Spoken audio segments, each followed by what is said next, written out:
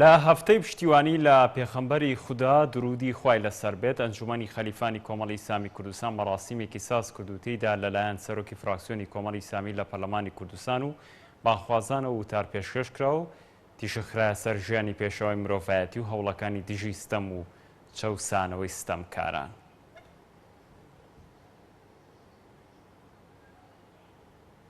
ئامان زمان لەو چالاکیە پژگیری بۆ پێغەمبەری خوای بوو، دەربڕینی سۆز و خۆشەویستیمان بوو بۆ پێغەمبەری خوای، لەبەرەوەی زۆر بێڕێزیکران لەو دەرفەتەی بە پێغەمبەری خوای ئێمەش بە پێویستمان زانی وەکو ئەرچی سەرشانی خۆمان دیفاعکردن و پژگیری لە پێغەمبەری خوای بکەین.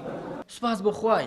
ئێمە لە وڵاتێک دەژین کە هەمووتان دەزانن زیاتر لە من دەزانن چ دزیەک و چ گزیەک و چ فەساد و خراپەکاریەک دەکرێت. تۆی مسلمان سەهمت نییە لەو خراپەکاریەدا، ئەو فەزلی خوای نییە. لەو هەموو بەد حاشاکەم بەد ڕەوشتەی کە هەیە، لەو هەموو خراپەکاریەی کە هەیە، لەو هەموو لادانە کە هەیە، لەو هەموو زوڵم مستەمە کە هەیە، ماڵ خواردن و مافخوراندن کە تۆ بەشت نییە، ئیمزای تۆی پێوە نییە، دەنجی تۆی لەگەڵ نییە، ئەوە مای ئەوە نییە کە دڵت خۆش بێ.